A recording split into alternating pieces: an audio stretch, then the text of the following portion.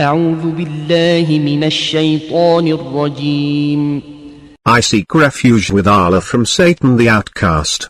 إن الذين حقت عليهم كلمة ربك لا يؤمنون.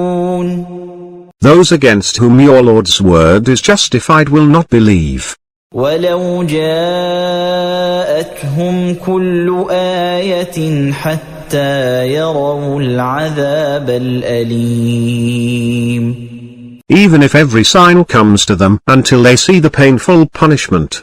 فلولا كانت قرية آمنت فنفعها إيمانها إلا قوم يونس لما آمنوا كشفنا عنهم عذاب الخزي في الحياة الدنيا ومتعناهم إلى حين. If only there was one town that believed and benefited by its belief.